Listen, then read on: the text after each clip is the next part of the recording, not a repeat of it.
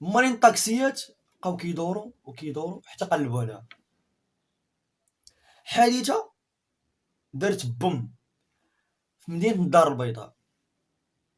واحد السائق ديال ان درايف على ما اظن، ديال تطبيقات اوبر، كان معاه في السياره دبلوماسي، يعني رجل سياسه روسي مع الزوجه ديالو.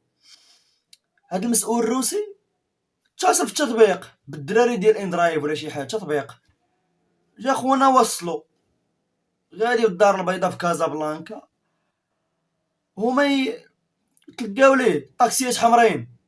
كاينه التصويره، طاكسيات حمرين تلقاو ليه، هما يشدوه هما يضربوه وتعداو على داك الروسي والزوجه ديالو. يعني صعيب تكون ما قاريش وتكبتها. يعني داك مول الطاكسي قودها، مول الطاكسي حاليا في الحبس. بعد هاد الحادث هادي خرجوا صحابو مالين الطاكسيات كيدافعوا عليه. اليوم هاد الناس جاو باش يساندوا الزميل ديالهم كعادتهم، دائما كنعرفوا هاد الناس كيتضامنوا مع بعضياتهم. هاد الزميل ديالهم اللي هو الان راه معتقل على اثر واحد القضيه تهم فيها انه اعتدى على صاحب تطبيقات وكان على متن السياره دبلوماسي روسي والزوجه ديالو. هذا الشيء بطبيعه الحال حنا كندينوه بشده اذا كان وقع فعلا، لان كيف ما قلت لكم خاصنا نخلي واحد الوجه مشرف ديال بلادنا. فما بالك ان الراكب يكون دبلوماسي ولو يكون مواطن مغربي. حنا ما نبغيو الاعتداء على حتى شي شخص، ولكن السائقين المهنيين عندهم راي اخر في هذه القضيه اللي اصبحت قضيه راي عام مغربي. السلام عليكم الحاج. ومعنا بطبيعه الحال القيدوم ديال السائقين المهنيين لاكثر من 40 ولا 50 سنه تقريبا. فاطمه زهراء كنشكرو شوفتي في على المجهود اللي كدير مع السائق المهني. حنا المشكل اللي صبح عندنا اليوم قائم به وهو التطبيقات. كيقولك صاحبنا مول الطاكسي ما ناويش ما دارش، قال لك اسيدي مول الطاكسي كان باغي يركب داك الروسي، وهما ما عارفينش ان ان درايف ولا اوبر ولا سيارات ديال الانترنت ديال التطبيقات داوي معاهم. يعني ديك الروسي ديجا في روسيا ولا في العالم كامل كاين بالتليفون، ما بقاش داكشي طاكسي فين غادي كيعيطك في التليفون، داك الدري هاضرين معاه في التليفون جا هزهم من ديك البلاصه. مول الطاكسي ملي شافهم مزم من ديك البلاصه انا تعدى عليهم. دابا الدري مول الاوبر سائق ديال ان درايف ولا ما عرفتش شنو تطبيق، وهذاك الروسي الدبلوماسي والزوجه ديالو، يعني ثلاثه في المستشفى، وهذاك مول الطاكسي داو للحبس.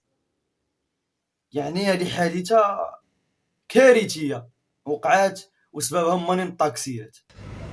حنا ما بيننا وبين الاجنبي حتى شي حاجه ما كتمسكنا معاه. حنا كتمسكنا مع سيارات اللي هي مخالفه للقانون التطبيقات. حنا ما ضد حتى شي حاجه، حنا ما ضد حتى شي واحد، غير خصو يكون اطار قانوني على اي الدوله. لان وزير الداخليه كيصرح بان هي التطبيقات ممنوعه لحد الان، باقا ما مرخصاش في المغرب، وكيقولوا بان هما غادي يرخصوا من سياره الاجره. حنا ماشي مرحبا، حنا ماشي ضد التطبيقات او ضد شي حاجه جابتها الدوله اللي هي باغا تزيد بها البلاد القدام، ماشي ضدها. حنا ضد المساله اللي تكون قانونيه. حنا كيقول لك التطبيقات ديال سياره الاجره، اهلا وسهلا مرحبا، حنا باغيين هاد التطبيقات ولكن في اطار قانوني. ولكن الحاج انت ملعقل وانت تبارك الله ما عندي ما نقول في الدرايه وفي الوعي في مخالفه للقانون. شكون اللي خصو يطبق القانون؟ ماشي السائقين المهنيين. تطبيقات مخالفه للقانون راه كاين القانون، القانون يطبق من طرف اصحاب القانون. واش انت مع ان الانسان انا عرفتو عنده تطبيق نمشي عنده نوقفو انا كسائق مهني؟ حنا ما كنوقفوش مول، هذا هو السؤال اللي كيطرحوه الناس. ما كنوقفوش مول التطبيقات. نعم. حنا المشكل وهو الوطيل كيقول لك ليا ريزيرفي التطبيقات راه مرخصه. فين تلاقينا ديك المره؟ فين تلاقينا ديك المره؟ اييه لين هاد التطبيقات واصلا هاد التطبيقات اصليا انغو، هذا انغو لا داعي لذكر الاسماء. المهم هاد التطبيقات لا هي يعني كنقولوا ممنوعه. وزير الداخليه كيصرح بها غير قانونيه، مازال ما مرخصاش، وكيقولوا غنرخصوها لسياره الاجره. وفعلا حنا مرحبا تلقى واحد عنده تطبيقات راه كيديروا في اطار النقل السري. مرحبا، حنا الامن معانا، حنا الامن معانا القانون، الامن كيتعاون معنا بالاطار قانوني، كيتعاون معنا. المخالف كياخذوا المخالفه العقاب ديالو. نعم. ولكن هذه الحاله اللي طرات الاخ ديالنا مقصوده. يعني علاش الوطيل عارف بين الترخيصات ممنوعه وكيقول للكليان عيط للتطبيقات باش يطيحوا السيف هذاك البياج ديال بانه راه مع روسي ولا مع دبلوماسي. شنو وقع الحاج بالضبط في هذه الواقعه؟ حنا الواقعه اللي جا وهي السياره المخالفه اللي هي جات الباب والو كيصحبها التطبيقات، راه بحال روسيا بحال الانجليز بحال بالعالم كامل. لين المغرب الحمد لله حنا وراه صاحب الجلاله، اي حاجه تبقى صاحب الجلاله كنكونوا وراه وكنتقبلوها بان هي هذه راه مرخص لها. ولكن مادام سيدنا ما كاين حتى شي حاجه، دابا حنا اللي بقى عندنا الثقه وهو بصاحب الجلاله، لان حتى الحكومه ما بقاش عندنا فيها الثقه. واخا شنو وقع عاودي بالضبط، شنو وقع للزميل ديالكم اللي هو دابا معتقل؟ دابا الزميل ديالنا بانت الابليكاسيون جايه غتهز الدور ديالو، باغي يهز داك السائح يدير به دوره جوله ولا يدير تتسد ديك السياره جايه تهزك اليوم. قال لي اش عندك مع هذا السيد؟ قال لي انا عندي التطبيقات. قال لي التطبيقات راه ممنوعه.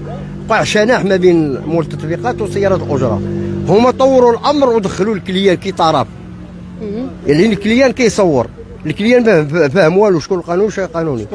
حيت حنا باش خصنا نشرحوا ليه بان هذيك التطبيقات راه ممنوعه.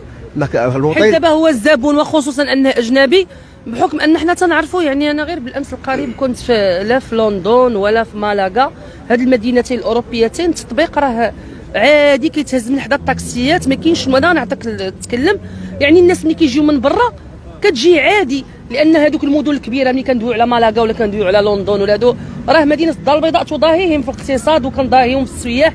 تيقول داك السائح راه عادي، بحال طلب الطاكسي، بحال ركبت في الترامواي، بحال خديت الابليكاسيون. السائح ما عارفش، يعني هو ما عليه والو، ركب خاصو يمشي لذاك البلاصه. حنا ما كنعاقبوش السائح، نقولوا لي علاش. حنا كنعاقبوا ديك السياره اللي غير مرخصه. ما نقولوش كنعاقبوا، نتوما ما تتعاقبوش. لا حنا غير مع مول السياره، حنا ماشي مع السائح. السائح ملي كيدخل شي بلاد راه خصو يمشي على النظام ديال الدوله، راه ما خصوش يخالف القانون ديال اللي كاين في الدوله. اي ولكن الا تصاب مخالف راه خصو الناس بالقانون اللي مادام الدوله باقا ما مرخصاش لهاد التطبيقات، يعني كنقولوا حنا راه ممنوعه. يعني ملي كتدخل البلاد راه كتاخذ هنا فين الى وجهك هنا واش من نوع اللي هو صالح ديال السيارات، وشكون اللي كيعطي. يعني قلت الوطي اللي كان جالس فيه خصو يعلمو ويقول ليه راه التطبيقات غير قانونيه. غير قانونيه بحال مراكش. دابا مراكش معلقين اشهار بجميع الفنادق وجميع الوطيلات ومطار محمد الخامس بين هي التطبيقات راه ما مرخصاش في المغرب، وراه كل واحد يتحمل المسؤوليه، وكاتبينها بجميع اللغات، كاتبين الاجنبي باش يعني تفادى هذه التطبيقات. دابا التطبيقات حنا شكون اللي مطبقنا؟ الوطيل هو اللي مورط في هذا المشكل. الوطيل ما بينه صراع ما بينه وبين السخس ديالنا. علاش؟ حيت كيهضر على حقه، ما باغينوش يهضر على حقه، باغي يخلي داك لا ريسيبسي يدير هو اللي بغى، يبيع اللي بغى، يشري اللي بغى، يدير اللي بغى هويا. واخا الحاج فوزي انا غادي نرجع لك وغادي. وكيقولوا لك التطبيقات غير قانونيه. ملي هما غير قانونيه راه كاين الاشهار ديالهم في التلفازه، البطوله اشهار ديالهم، البانوات ديالهم. يعني بغيت نفهم انايا وكانوا ودابا غير قانونيه غير عاد من الطاكسيات ومن المخزن ما وقفهم. راه درايفر كيخدموا حتى 3 الليل 2 الليل، كتعيط لهم كيجيو عندك.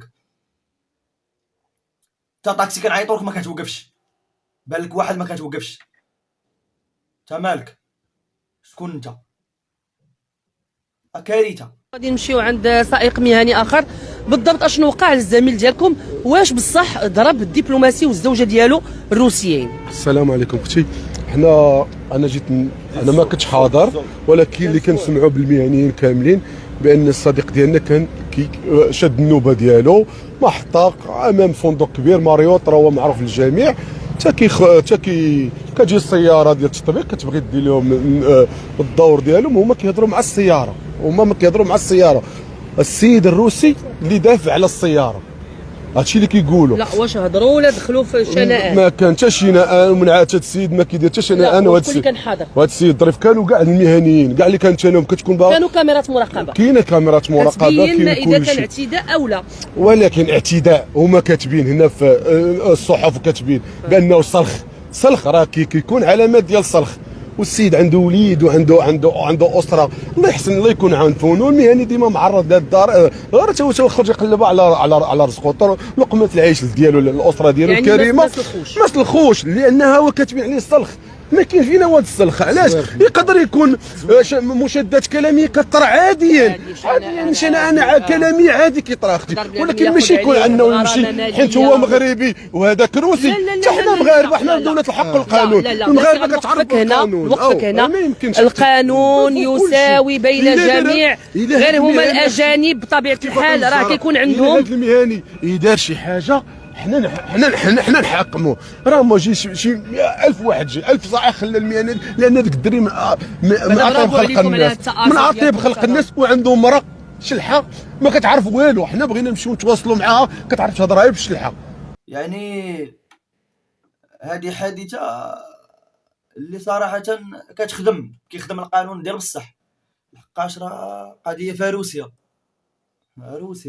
انا ملي سمعت الخبر توظف شنو واقع، يعني كارثه.